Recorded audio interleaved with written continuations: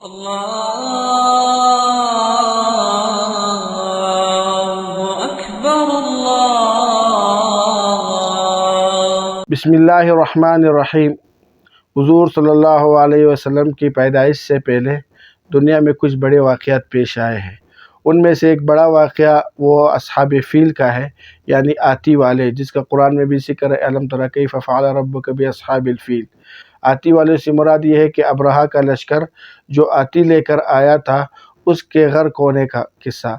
یہ حضور صلی اللہ علیہ وسلم کی پیدائش سے 50 یا 55 دن کے پہلے کا واقعہ ہے کہ نجاشی کی طرف سے ایک گورنر تھا یمن کا، ابرہہ اس کا نام تھا۔ عام طور پر نجاشی حبشہ کے عرب بادشاہ کا جو ٹائٹل ہوتا اس کو نجاشی کہتے ہیں۔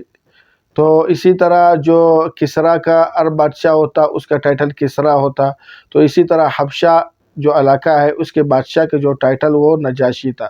تو اس نجاشی کا ایک گورنر تھا یمن میں جس کا نام ابرہہ تھا۔ ابرہہ نے یہ دیکھا کہ لوگ جو ہے خانہ کعبہ کی بڑی تعظیم کرتے ہیں، بڑے اس کا ادب اور احترام رکھا جاتا ہے، اور یہاں ہمارے جو یہاں گرجے ہیں لہذا اس کا اتنا احترام نہیں ہے۔ تو انہوں نے ایک خوبصورت گرجا بنایا اور اس کو بڑا مزین کیا تاکہ لوگوں کی توجہ اور اٹریکشن اس طرف ہو اور اس طرف آئے۔ تو کچھ لوگوں نے تو بنو کنانہ کے کچھ لوگوں نے وہاں پر گئے اور ان کے جو گرجا تھا اس کے اندر باقاعدہ پخانہ کیا اور واپس نکل آئے۔ یہ اور دوسری روایت میں ہے کہ کچھ لوگوں نے آگ لگائی تھی، اس کے کچھ چنگاریاں جو ہے ان کے گرجے میں گری، جس وجہ سے گرجے کا ایک بڑا حصہ جل گیا۔ تو ان دو واقعات کو دیکھتے ہوئے ابرہہ نے قسم کھائی کہ جب تک وہ خانہ کعبہ کو میں منہدم نہیں کروں، اس کو خراب تباہ نہ کروں، اس وقت تک میرے یہاں گرجے کی کوئی بھی عزت باقی نہیں رہے گی، اور اس کو ختم کرنے کے لیے میں نکلتا ہوں۔ تو اپنے ساتھ لشکر لیا، اس لشکر میں آتی بھی ساتھ تھے۔ پورے خانہ کعبہ کے قریب جب پہنچے، مکے والوں کی اطلاع ہوئی۔ اس وقت مکے کے جو بڑا تھا عبد المطلب، جو حضور صلی اللہ علیہ وسلم کے دادا تھے، ان کو پیغام ملا کہ اس طرح اب یمن کا گورنر آ رہا ہے اور حملہ کرنے کے لیے آ رہا ہے۔ تو انہوں نے سارے لوگوں کو کہا کہ خانہ کعبہ خالی کر دو، اور جانے سے پہلے وہاں پر دعا کی کہ یا اللہ، یہ آپ کا گھر ہے، ہم ان کا مقابلہ کر نہیں سکتے، آپ ہی اپنے گھر کی حفاظت کریں۔ تو اس دوران ابرہہ جب قریب پہنچا تو انہوں نے مکے والوں کے اونٹوں کو بھی پکڑا، اس میں عبد المطلب کے اونٹ بھی تھے۔ تو عبد المطلب ابرہہ سے ملنے کے لیے مکے سے باہر جو ٹھہرے ہوئے تھے وہاں پر گیا۔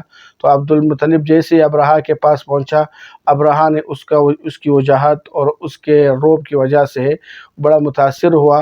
اب تخت پر تو اس کو بٹھا نہیں سکتا، خود نیچے آ کر اس کے ساتھ بیٹھ گیا۔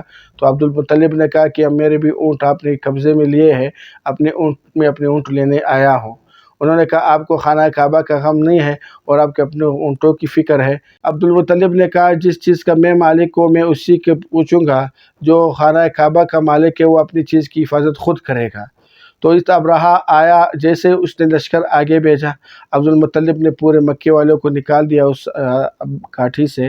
تو جیسے وہاں پر پہنچے تو اللہ نے ابابیل کی شکل میں چھوٹے پرندے بھیجے، اور ان کے پاؤں میں اور چونچ میں چھوٹی کنکریاں تھی جو اوپر سے اتنی تیزی سے گرتی کہ وہ جو ہاتھی پر بیٹھا اس کو بھی اور ہاتھی کو بھی بالکل بوسا بنا کر رکھ دیتے۔ تو اس طرح پورا لشکر تباہ ہوا، اور ابرہہ کو ایک ایسی بیماری لگ گئی کہ جس کی وجہ سے اس کا گوشت آہستہ آہستہ گلنے لگا، سڑنے لگا اور گرنے لگا۔ اسی بیماری کی وجہ سے وہ مر گیا۔ پھر اللہ نے ایک تیز بارش کی جس کی وجہ سے جتنا بھی وہ گند تھا وہ نکال کر باہر لے گئے۔ تو یہ ابرہہ کا لشکر اس طرح تباہ ہوا۔ یہ واقعہ حضور صلی اللہ علیہ وسلم کی پیدائش سے 50 یا 55 دن پہلے کا واقعہ ہے۔